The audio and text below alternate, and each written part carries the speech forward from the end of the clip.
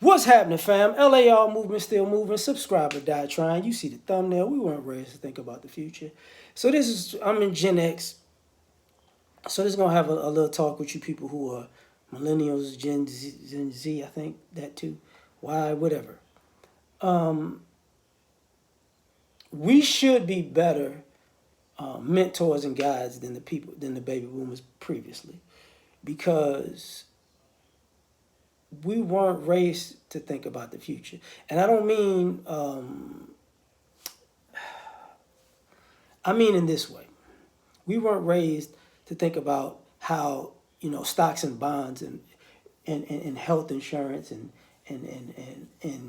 IRAs and 401ks and how and real estate and passive income and how that can and how being well rounded would actually enhance your future. We weren't raised with that.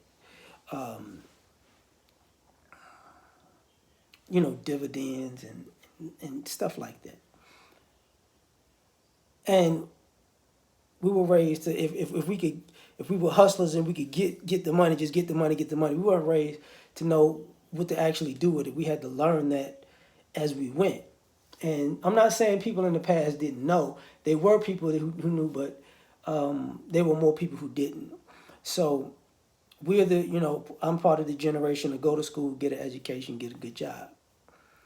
They didn't tell us about, you know, what to do with the money that we made and how to diversify our portfolios. That was just language that was just over our heads, over their heads. And no fault in a sense, because you know past generations weren't actually involved in the financial parts of America and how it works that way. You know, so that's an era of, I taught you as much as I could. A lot of us had to learn about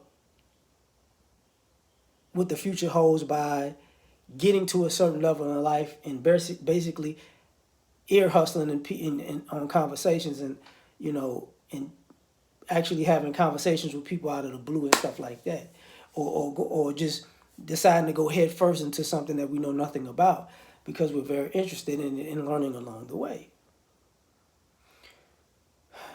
So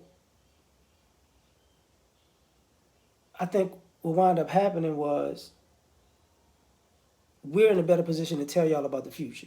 And now if we don't do that, we failed y'all.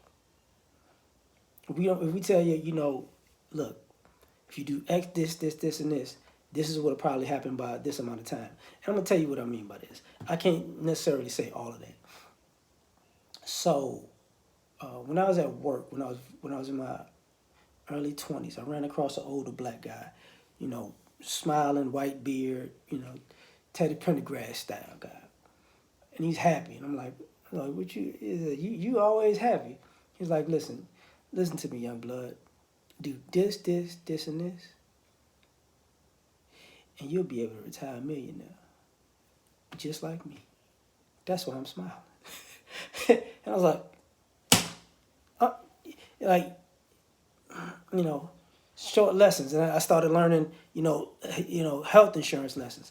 Like, if you if you if you get married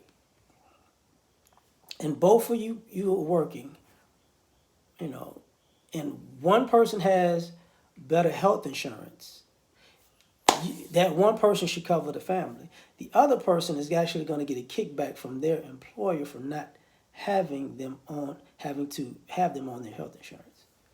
See, this is how a little extra money comes in the households.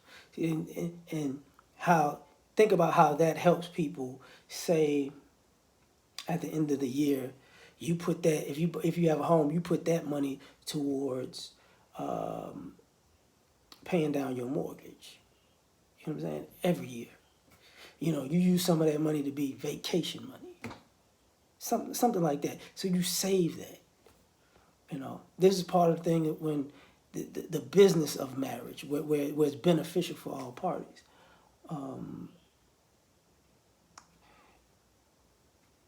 see, we weren't taught about, you know, how real estate markets fluctuate. We weren't talking. We they're gonna gentrify, but they didn't tell you where to, you know, how where to move, how it works. You know, what area is gonna be gonna expand and explode, and which places can you buy today, and you'll be able to, you know, take out of the equity of your home for other things. We weren't taught that. You know, they didn't talk to us about our future that way. So we were figuring this stuff out. And so, in essence, I'm just trying to tell the younger generation, people younger than I, that we should be telling y'all what we know now, okay? In a positive way.